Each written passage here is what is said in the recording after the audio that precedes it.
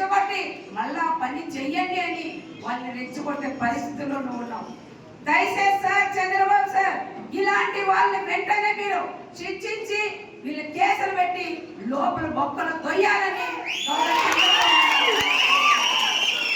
ఇలాంటి వాళ్ళ సైకో వాళ్ళ మాట విని గ్రామాల్లో కూడా రెచ్చిపోతారు. రెచ్చపోతే మన వాళ్ళేమో గాజలు తొడుకు, ఈ పక్క కూడా రెచ్చిపోతాం. అప్పుడు రెచ్చపోయినప్పుడు వాళ్ళ వీళ్ళు కేసులు వస్తాయి. చాలా మంది ఇబ్బందులు కూడా పడతారు. ఆయన రెపరెప అంటాడు, పైన ఉంటాడు, కింద వాళ్ళు మాత్రం చాలా ఇబ్బందులు పడే పరిస్థితులు ఉంటారు.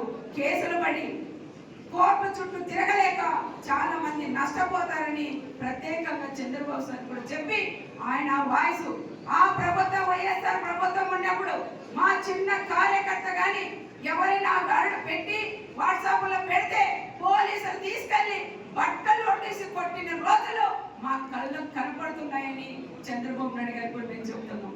అలాంటి వాళ్ళు కూడా సెల్ ఫోన్ కూడా తీసుకొని అక్క మా సెల్ ఫోన్ పీకున్నారు, మమ్మల్ని చాలా దురుసుగా మాట్లాడారు, మా అమ్మల్ని అక్కలు తిట్టారు అని ఎంతో మంది ఏడ్చిన యువత కూడా మా కళ్ళ ముందు కనపడతారు.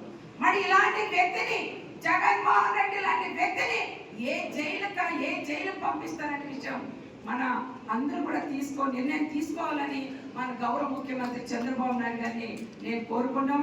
రెచ్చిపోయి మాట్లాడి చాలా మందికి ఇబ్బందులు కూడా పెడుతున్నారు. దయచేసి ఇలాంటి వాళ్ళని కఠినంగా శిక్షించాలని మరొకసారి చంద్రబాబు నాయుడు గారికి నా రాప్తాడు నియోజకవర్గం ప్రజలందరి తరఫున నేను సార్ కూడా విజ్ఞప్తి చేస్తున్నాను కూడా తెలియజేసుకుంటూ అందరూ పోయి